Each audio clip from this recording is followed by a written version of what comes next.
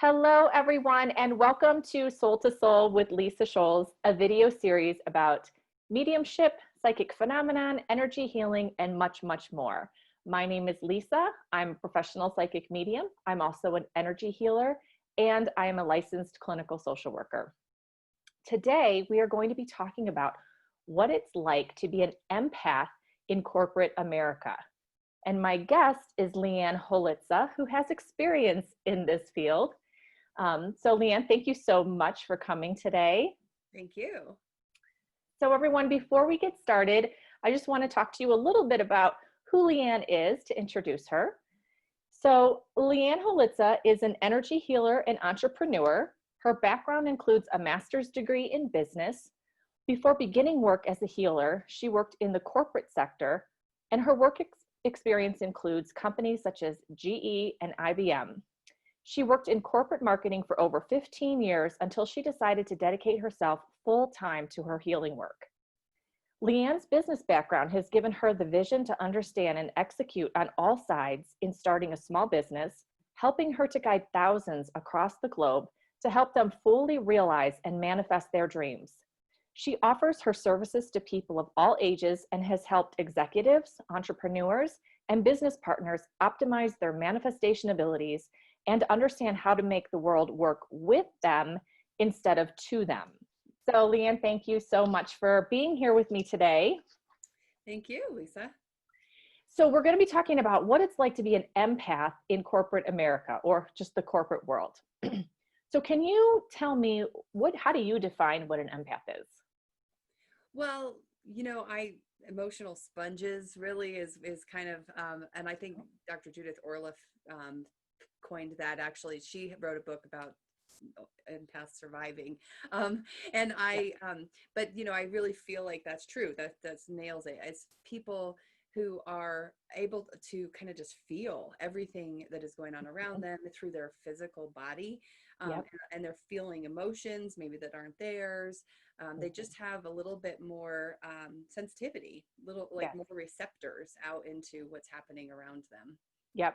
So what would you say some experiences, if you're working in corporate America and you are an empath, or maybe you haven't identified yourself as an empath yet, what are some common experiences that someone may be feeling or, experiencing? Well, one of the key indicators, if you're a corporate American or corporate worldwide, wherever you are, right, you're going to be probably, if you're an empath, you're going to be the person who people come to and talk to and give their stories to, and that if that's what happens for you, that probably is a really good indicator that you might have some empath in you. Empaths in corporate America oftentimes also are kind of conflict avoidant, so they tend to be the ones who will take too much onto their plates because they don't want to say no, or they don't want to upset anybody because they can feel when they upset somebody. They also look like they look like average people, but they just sometimes feel like kind of like an outsider because they are picking up on stuff that nobody else seems to be picking up on. So they might be sitting in a meeting, being kind of looking around going, wait a minute, I'm sensing something else is happening than what everybody else is picking up on. What's going on? So those are, if you've got any kind of hints like that going on in your system, you might want to look into the fact that you might be an empath. Yeah. So if you're able to sense, let's say you're in a board meeting or something and someone is saying, X, Y, and Z, but you're feeling A, B, C, that is an indicator that you're an empath, right? Like, exactly. That's what they said this, but it didn't feel the same way, so. It could be a little crazy making too, because you kind of get into that space of like, maybe I'm wrong, maybe I don't know, so if you're not really good at knowing how to kind of manage that skill, it definitely can make you feel a little nuts. Okay. So what would be some examples of someone once they come home from work?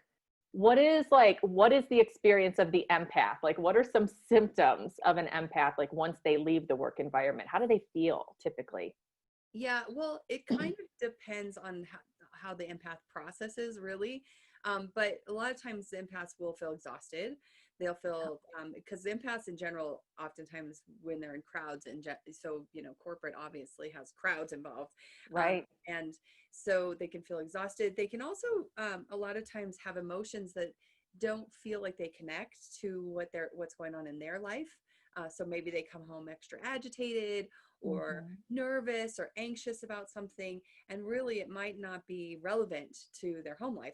Everything might be fine, but they might accidentally just kind of brought some stuff home. On the positive side, a lot of times the empaths will come home and, they'll feel, a really deep need to connect with the people they live with, process and, and feel like kind of a sense of peace and tranquility in the home in order to kind of reset their system. So to empaths, that kind of having a sanctuary or a home that feels good is really important. So if they have that, they might be able to come home and actually receive some support for what they've done all day long, and kind of reset. And what if they don't have that? Yeah, what if they don't have that? Well, I think it's important. So if we're talking about the home life and coming home from work, I think it's important for people to get to know what their comfort is and to have a closing down of the day. So, even if before you get in your car or get on the bus or whatever transportation you take from work, and right now, maybe you're at home, but so maybe you're just coming out of an office or something and you're going into the living room, whatever it is, when you're done, having a closing ceremony, if you will, even if it's just closing your eyes, witnessing a book closing, and just tossing it away and letting yourself know, this is done. This part of my day is done. And I can go and I can have a different experience with the evening or whatever. So that would be one thing I would say, is just to begin to create that closing and opening, for that matter, right before you get started, letting yourself know you're getting there too. But also, getting to know yourself a little bit. One of the things I, kind of would say to my family is that I would come in through the garage and it goes into my laundry room, and that's where the kids would also come in, and they dump all their backpacks and their clothes, and everything would be everywhere when I got home from work, and it would be kind of overwhelming to my system, because I'd be like, oh great, now I have more to do. Whereas if literally just they dumped their backpacks around the corner and I didn't see them for a little bit, I could have a moment to come into my house and go, okay, I'm okay. So I just had to make that agreement with my family and say, hey, you guys, can you help me out here and, create this kind of safe entrance for me, so that when I come home, I can kind of dial it down. And that really helped all of us, because then I'm not, frustrated with the kids, and they know, oh, that's just mom. So a cluttered home could be triggering for an empath, right? Because when we think about things from an energetic perspective, an empath is someone who picks up on everybody else's energy. Well, energy is not just exclusive to people. It also is attached to things, backpacks, cluttered paperwork, whatever. Everything has energy around it. And so as soon as you walk into your house, if you see clutter everywhere, there's a lot of energetic clutter there too. That can send you over the edge. For some people, it's just too much, and they're angry and they're frustrated. And so I think that you raise a really good point, that it's important to have, at least through your entryway, a clean, tidy space for you to come in and sort of make that transition. You have to look at that entryway as a transition space, right? And so we want it to be, that could be helpful to an empath as well. Yeah. I like the point that you brought up about people working from home, because if you're an empath, you're still picking up on your boss's energy, your coworker's energy, or the person you were on the phone with. Even if you're at home, you don't have to be physically with that person. Energy is non-local, right? Exactly. So, well, and I also, with kind of these international businesses, which I was part of, I would actually get woken up in the middle of the night sometimes by an Australian getting online and wanting something from me. So I had to do like extra protection even while I was sleeping, to acknowledge, like, I'm not online, even though they're online and it's appropriate for them to be online. Right. I can't come online with them, or I won't have the rest I need in order to be my best self when I'm actually showing up. So are you saying that they weren't actually pinging you? It was just energetically you were picking up on, oh, they're online, they need something from me, and yeah, I mean, interrupted your sleep. if I had to kind of guess what was happening on their end, is that they probably were opening emails from me that I had sent with Yeah. action items for them. And they were having an interaction with the idea of me, Right. and not necessarily like, like sending out, hey, Leanne, help me out right now. Like they Right. didn't Yeah. Yeah. me online. Yeah. They just had a version of me that they were interacting with, if that Yeah. makes sense. And so when we talk about an empath is someone who has a heightened sensitivity to the energies around you. So it doesn't mean you're psychic necessarily. It just means that you're more sensitive to the energy. So that's what I think you're talking about, is just your subconscious had this awareness that someone was interacting with your emails or your to-do list, and you picked up on it and it woke you up. Right. Well, and I mean, the word psychic's pretty loaded, but I would say that, empaths aren't necessarily predictive, or they can't necessarily tell what's coming, but they definitely can pick up on what's like possible or coming that's unspoken. So it Yeah. may feel like predictive. It may feel a Mhm. little bit like that, just because, there might be things you're picking up on that haven't been brought to the surface yet, or you can kind of see where things are headed. Your Mhm. intuition, because you're noticing so many more details, your intuition puts things together in a way that can kind of make you look a little bit like you can predict or Yeah. have psychic abilities. Right. And I think, people have I think psychic abilities are on a spectrum, to be honest with you. I do. And I think a lot of people still sort of associate psychic abilities as like fortune telling, or like you said, predicting things. And some people who might think, well, I kind of am empathic, but I'm not psychic. Well, you may not be psychic, but it's just the fact that you have a heightened awareness that could create some type of psychic connection of what's to come, you know. Yeah, I really wish we could like destigmatize that word though, because I do too. it is really I do too. it's not woo woo as everybody else says Right. it is. Hmm. Yeah. Yep. Well, and I to be clear, I was in corporate America before 10, or corporate world. I shouldn't call it corporate America because I was working worldwide, but for Right. 10 years before I knew anything Yeah. about my abilities or what I was actually picking up on. So I can relate to the people who don't yet know that about themselves. Right. And I can also relate to finally figuring it out and getting some, kind of honing of those abilities so that you can feel more comfortable in your skin while you're in that environment. Right. Yeah. And to be able to use it too, to be able to use it to your benefit as well. Not to say hocus pocus or casting spells or anything like that, but to really be able to harness your own abilities and to have things work for you instead of feeling so bogged down by it. Exactly. Yeah. Exactly. So can you share a story of someone who was or who does work in the corporate world who is an empath? Can you share a story of what their experience is that maybe people can relate to? Well, I can share my own experiences. Okay. Um, I mean, I definitely, I'll leave the company names out of it. I'm, put in my bio some of the companies I work for, but I, would oftentimes would have sensations in meetings about the way things were getting spun. Now, granted, I was in marketing, so spinning is kind of the deal, but Right. there would be these moments in meetings where I would have kind of a tension. I'd kind of withdraw and be quiet and stop talking because of what was it getting exchanged didn't feel true to me. Mm-hmm. And it may have not been an outright lie, but I could pick up on the intentions of, we got to spin this, we got to make this look good, we have to make sure that the executives know it looks good, and that's, even that spin would sometimes make me feel kind of nervous, or Yeah. like I was part of a manipulation scheme, right? And Mm-hmm. I really am all about authenticity, so I really didn't want to do that. So I would oftentimes be seen as, not engaging, or not being able to kind of ride the big wave of those things. And I had that was one of the ways where I didn't necessarily thrive then, because I was perceived as someone who wasn't adding value to that meeting, because I was Okay. withdrawing. And Yep. that oftentimes what empaths do, they when they're feeling like too much, they suck their Yes, energy they do. in. Yep. And one of the major tools that I would tell an empath to use is to visualize your energy field arm's length around you in all directions, and feel inside yourself what you want to bring to the room.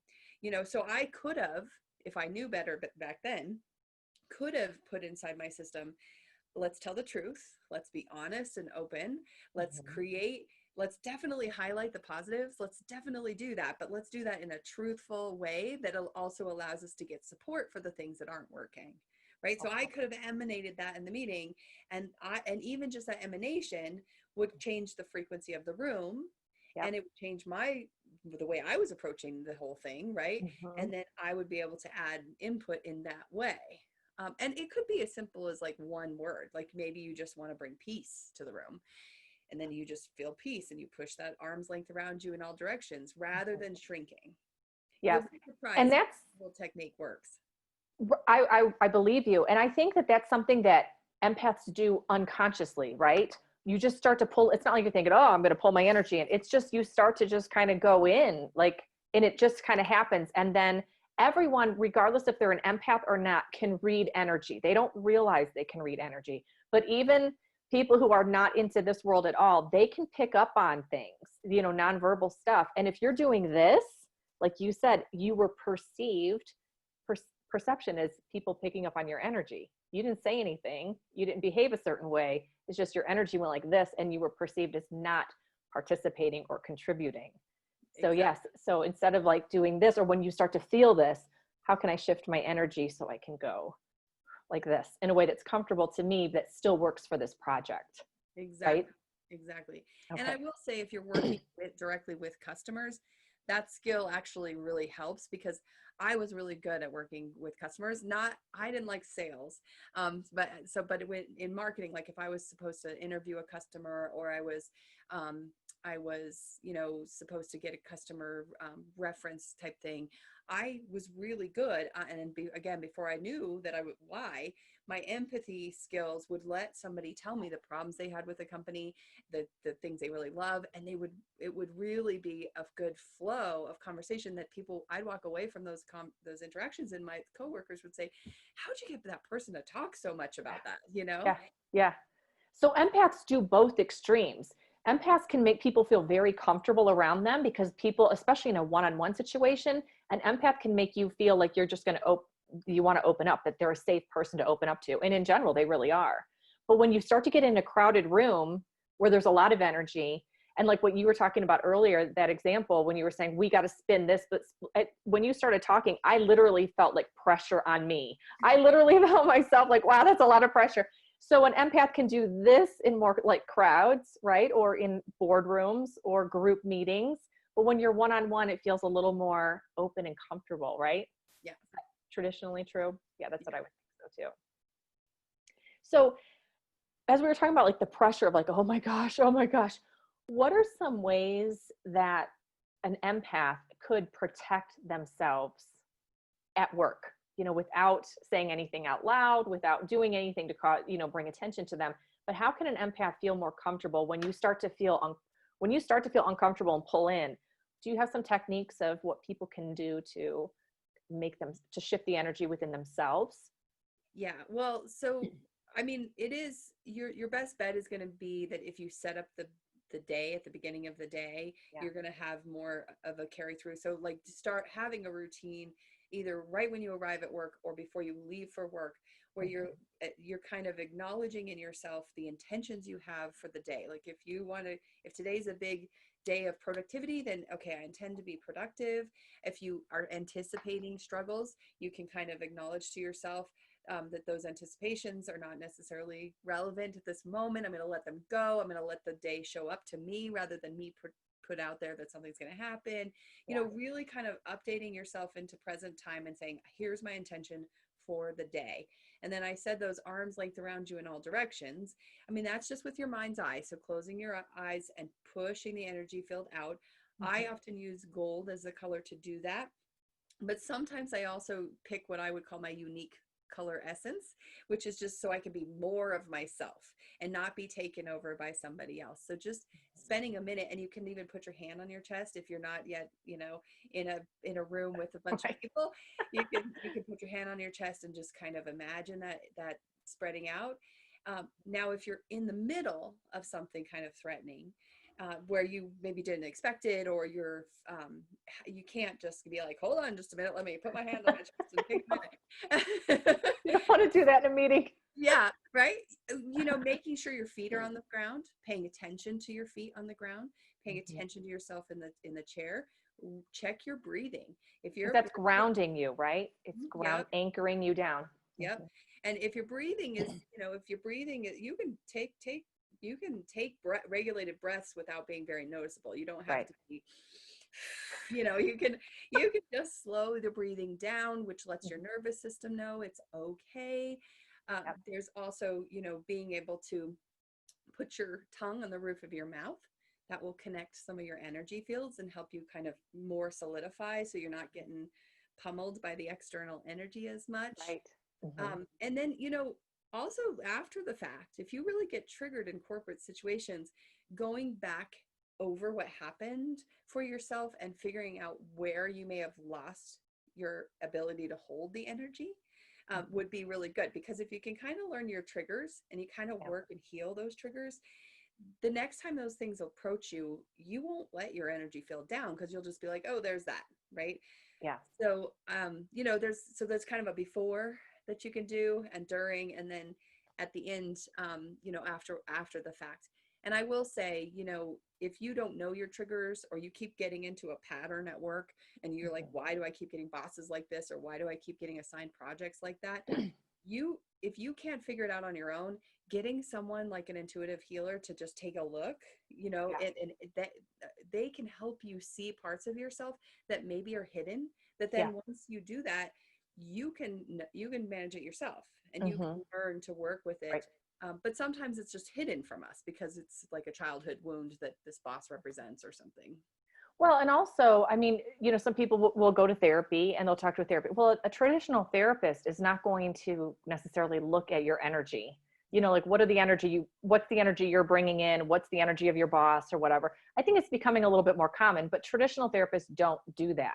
They're going to look at your past emotional traumas and things like that. So yes, definitely working with an intuitive healer or an intuitive therapist who can talk about these things and who is aware of energy would be really helpful, because you may not know what's going on in your energy field. I mean, we live here, we're in America, and it doesn't really get talked about that much at all. So you may not know what's going on, and that would be normal for you to not know, because we just don't talk about it that much.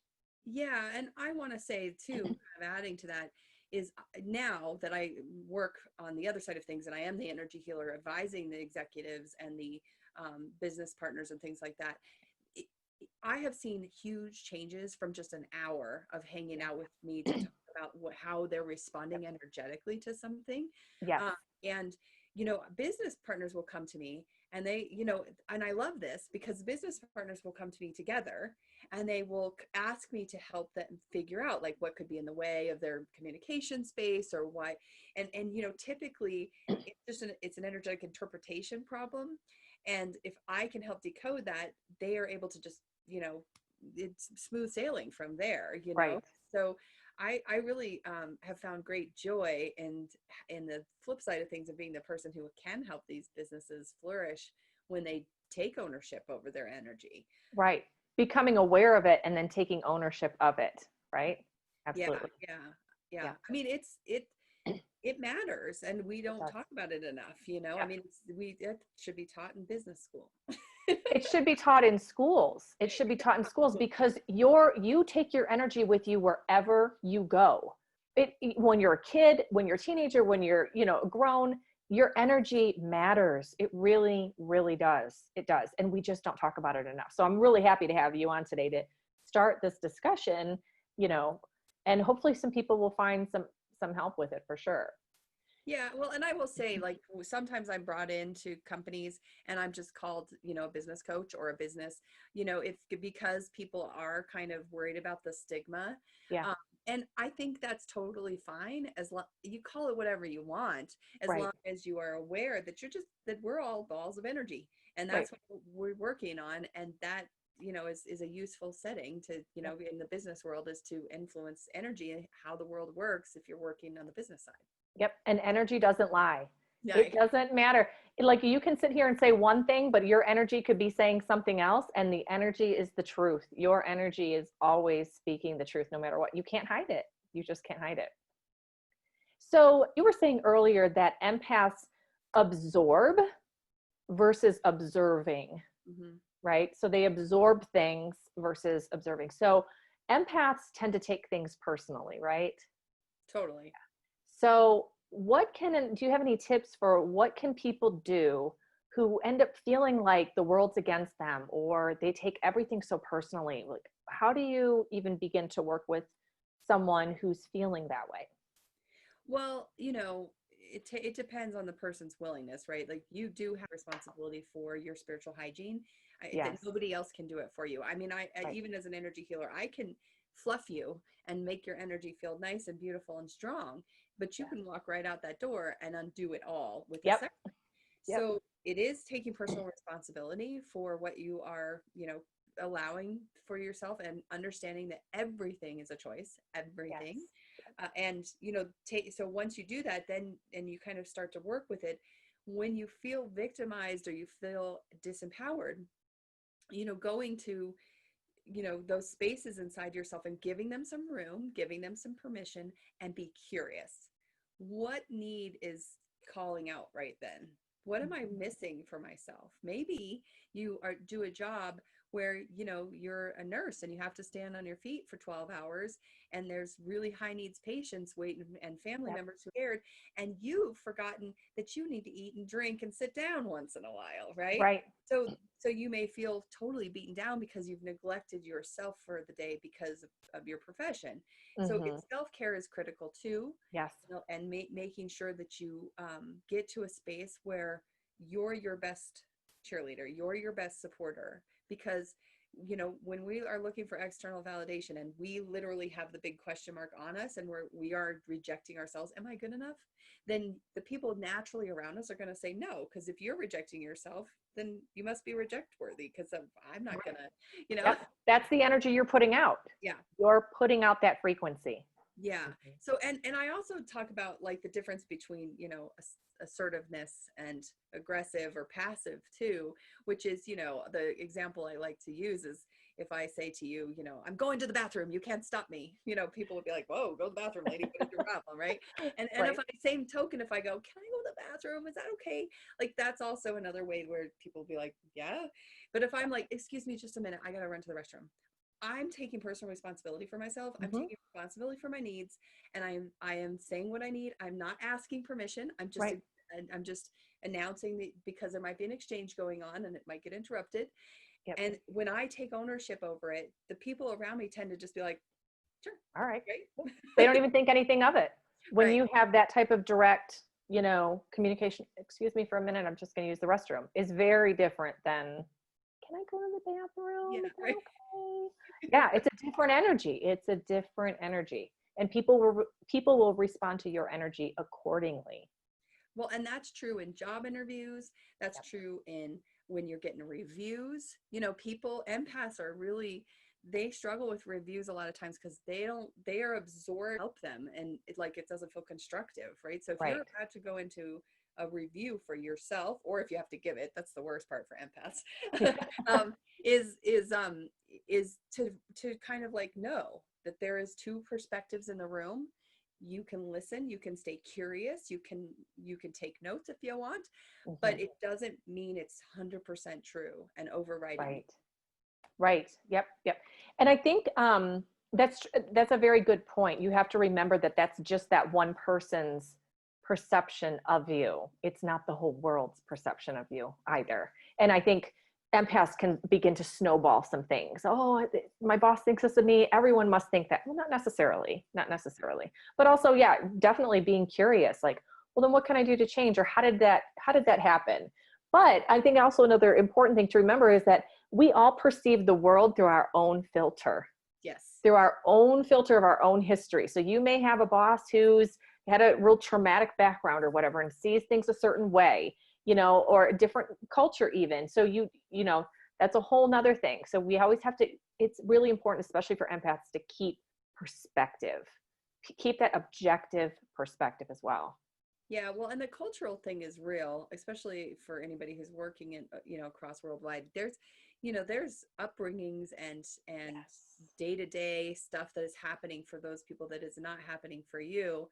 And Mhm. so, kind of knowing that too, because I definitely, would feel the difference between working with somebody in a culture where there was a lot of congested energy, like lots of traffic, Mhm. lots of people, all, resources were kind of scarce Yep. versus, I mean, I live in Colorado, so I mean, in as far as space goes, I mean, there's still a lot of people here now, but Right.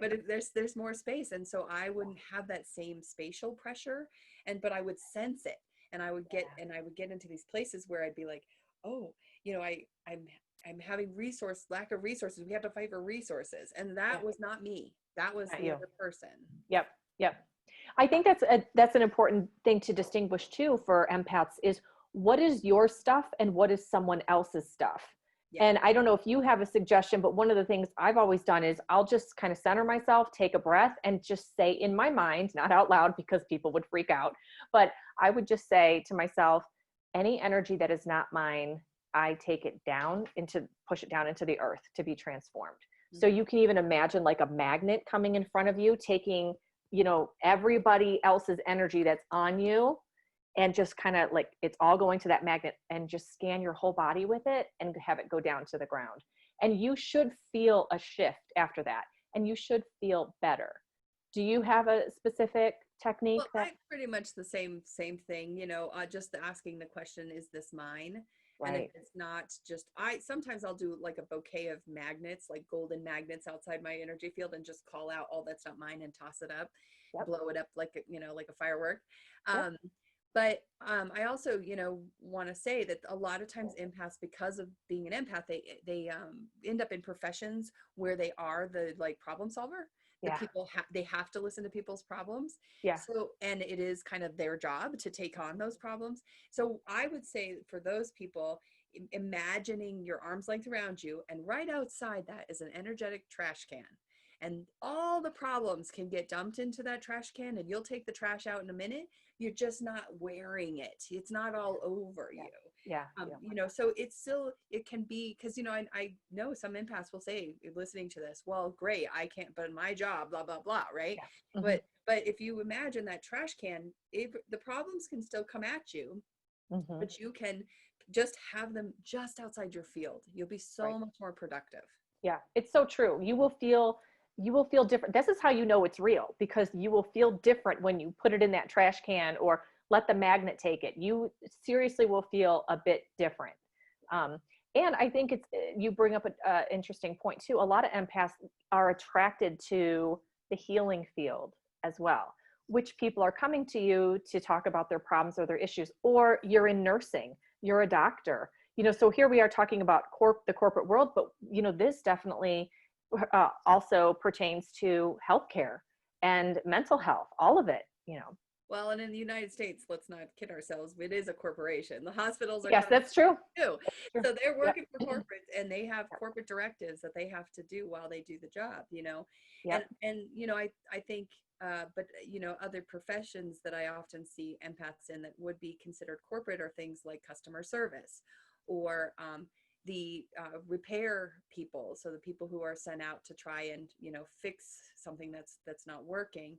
Mhm. It depends on how technical, because some of the really engineering brains often are really good at not being empaths, and Right. that's no judgment about that. That's just they're Right. really good at like being really clear, Yeah. and so that's a different kind of helper. But if if like you don't really know what's happening, I've Mhm. actually met quite a few like plumbers or drain cleaner guys who are super empath, Yeah. because they are like the guys who come in and have to like figure out what the problem is, and Yep. what best to do that than to just And the know. pressure of the client, the pressure of the homeowner, you Mhm. know. Yeah. Yep. Yeah, so there's a lot of ways that empaths show up, and it's definitely, and it's male and female, so there's Yeah. not, Yeah. there's no gender differentiation. There's Right. no, as far as I can tell, there's not any cultural differentiation. This is just a human thing, that there's Right. some of us are more empathetic than and have more of this absorbing energy than others. Absolutely. And I think this is also a point to make too for people to be aware of, like plumbers or electricians or painters or whatever, if you're going into someone else's home as well, like you don't have like a work space, if you're going to someone else's home, you're also going to be picking up on that energy of that space, and you could be bringing that home to your house, you know, if you're not good at like getting rid of it or closing the book, as Leanne had said earlier. Yeah. And that can make you feel like you're bogged down for sure. Mm-hmm. Yeah. So are there ways that an empath can transmute or change the energy of a group? Let's get back to the boardroom. Let's say you're in a meeting with your coworkers and there's pressure, or there's just all kinds of negative, intense energy going around. Is there anything that you can do to sort of shift it? Like once you start to feel it, can you do anything to shift the group's energy? Not only just yours, but the whole group's? Well, yeah. So it's all a frequency game, and you technically can't be in the same room with somebody who's not vibrating the same as you. So one of you wins. It's a vibrational, kind of competition until it stabilizes, and one person's vibration wins over the other, or there's some sort of energetic compromise. So holding your vibration, holding who you are. Now, it's so that arm's length, that intention, fully feeling the feeling you intend to feel, but also non-judgment. So if you're in the room and you're like, you're gross, dude, or you're behaving badly, right? Like if you have that kind of negativity, that's going to be really difficult to get the room to shift, because you're matching into heavier frequencies when you do that. So loving, compassionate as best you can. I know it's not always easy when there's people in the room that are frustrating you, right? But being able to go to the highest emotional point that you can, hold that emotion, and literally emanate it out to the room, making an offering, because you are not the only one in the room who wants to feel good. Everybody wants to feel good. Nobody wants to feel stressed and angry and frustrated. So the offering, just with intention, closed mouth, awareness inside you, that offering, that frequency offering, oftentimes can reset a room. And people will say things like, I don't know why, but I just feel better when you're around, Yeah. And it's, if you're good at holding that energy to a higher standard, then everybody feels better. So it's not a magical manipulation in a bad way. It's simply offering everybody a chance to shift. And you can even look at it as like white light, or if you're a person of faith, God's light, bringing that into the room and just squeezing it into, pushing it out into every corner of the room, so that literally the whole room is full of this white light, just to change that vibe in there. Yeah. I mean, this is just consciousness. That's all this is. Does not have to be super complicated. I mean, I can get you some very complicated energetic tools if you'd like, but really it's so simple. That's why it really should be taught in schools, because it is so simple. And it really boils down to awareness, conscious awareness of it. Like we all feel it, but we're not consciously thinking of it. It might just be like, well, I don't like that person, or I got to go to this meeting again and this is going to suck. Whereas if you go in there with an intention of like, let me just see, just push out some white light, or shift some things up, it's a much more pleasant experience for everybody. So do you offer sessions to clear people's energy? What if people feel like I can't do this on my own, or I need someone to kickstart me? Like, do you offer sessions on how to clear someone's energy or clear the energy of a space? Yeah, I mean, I definitely do all of those things. I do all kinds of variations of whatever an energy coach can kind of help you with, right? Because I've been to people's homes, and I've been to people's offices. I've worked with entire staff, and sometimes I've worked with staff where they're like, maybe the executive is a little like, hey, let's keep it on the down low that I see an intuitive, but can you, just to make this about just, teamwork, right? So I've done that kind of work. I've also, I teach classes in this stuff, so that people can learn to do it themselves. But the one-on-one sessions with me, they typically go whatever's up the most, and it may not be what you think is up the most. So if you come to me and you're like, I've got this terrible issue with my boss, I may end up tapping into that your boss represents, some unhealed wounds with your father. And we've got to address that first before you have any energetic strength to go back to the drawing board with this person. Right. So it's, and you mentioned therapists, right? But you have to tell therapists what your issues are so that they can help you with them. And a lot of times people don't even know what to tell. And Right. one of the things I'm good at is I can actually go through and say, why are you creating this reality for yourself? And I get some answers from your subconscious, and I can say, oh, well, this is what's happening. So Mhm. I've helped a lot of executives, especially, figure out, why they are missing what their employers are asking for, or why they aren't getting the results they want, because it could be totally unrelated to work. It could be literally like they grew up in poverty and they Right. hit their ceiling of abundance, and now it's got to be a huge struggle for them to earn their paycheck. Yeah. Yep. That's it. It's when you look at things from an energetic perspective, it really opens up possibilities for you. And especially in America, we don't typically look at it that way. We look at it from a psychoanalytic perspective. I mean, I know that, I'm a clinician too.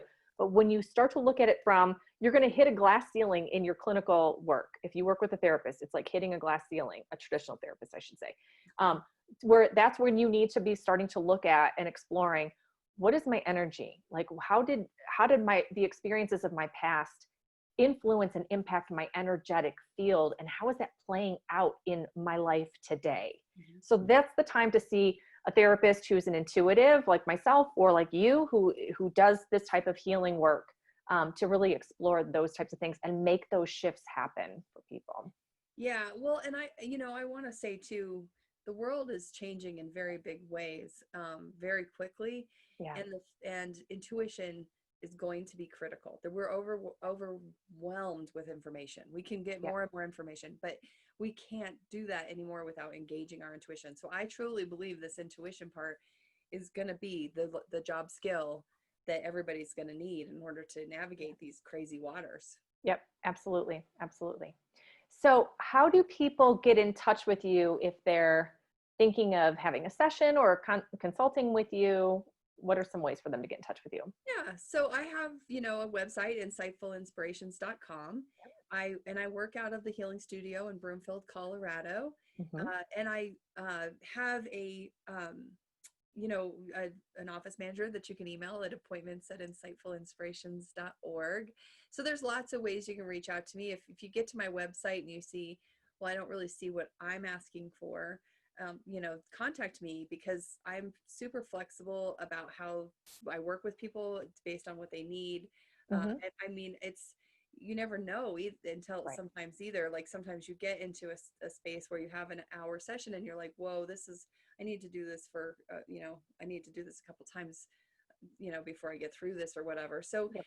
people ask me too, I want to just put this out there. People will ask me like, how long will it take to get through this? Or how many sessions should I have with you, or that Yeah. kind of thing. And to be quite honest, I can never answer that question Yep. accurately. It is so based on your own, what you're bringing and what you're willing to do on your own. Yep. And, the ability to kind of, continue the advice that's given as far as energetic Right. maintenance and hygiene and things like that. So, Right. um, and I also want to say that on that level, you could maybe not know what you need, but you feel like there's something resonating with you that you think we can have a conversation about what might be the next steps. And it may not be me, right? I have all kinds of other healers and all kinds of other people that are in my resources that I could maybe say, well, actually, this person would be really helpful to you as Right. well. Absolutely. Absolutely. So thank you so much, because that's really important. I think that people need to start thinking again outside of the box a bit. Mm-hmm. With if you're stuck on something, or you just can't move past it, it could be an energetic issue that you just need some consulting around, and you'll figure it out. And the other thing too, I think as a therapist too, I get people asking, how long is this going to take? Like they'll come in for the first session. Well, how many sessions do you think I need? I don't know. I can never predict that. Just like what you were saying, like I can't predict mental health changes. This is not like going to see a physical therapist who could say, in probably about 10 sessions, your ankle should be better. That's not how, you can't put a time frame on it. But I will say this to people too, because sometimes I think people tend to think or become afraid, am I going to get locked into some sessions or whatever? No, you're not. You can stop at any time. There's nothing saying, well, we've got to do 10 sessions or you've got to do 3 or whatever. You can start, and if you feel comfortable, keep going. And if you don't want to, you can stop. And then you could start up again another year or whatever. It's totally flexible, and it's whatever you want. Yep. It's whatever you want. When you start to feel good enough, you don't have to keep coming, or you may just want to come back for check-ins. Yep. So, that's the thing I think, people sometimes wonder about, because how do you measure energy? How do you measure changing your energy? You really can't. It's just how you feel. It's based on how you feel. And then when you start to be able to manifest different experiences in your life, you'll know it's true. Well, and on the changing how you feel, I have had many, many experiences where somebody will come to me and I'll say, "Oh, so how's that one issue that you worked on for years and years that was so terrible and awful to you?" And that person will be like, "Oh, I forgot I worried about that." Yeah, So yeah, sometimes it just shifts and you yeah, don't even know it shifts because it's right. gone and it's not in Yep. your mind anymore. Yep. There's no emotional or energetic charge to it anymore. It's Yeah. just gone. It's Yeah. just gone, which is it's a whole nother level of freedom. It really, truly is. It's fantastic. Yeah. So, well, thank you so much for joining me today. So, insightfulinspirations.com is your website, and that's how you can get in touch with Leanne. If you guys are interested in learning more about me, you can check out my website, which is www.mediumlisascholz.com, or you can find me on Facebook at Medium Lisa Scholz, Instagram at medium_Lisa, or you can check out my YouTube channel for this video and more at Medium Lisa Scholz.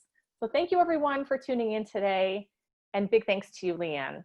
Thank We'll you. see you next time. All Bye. right. Bye.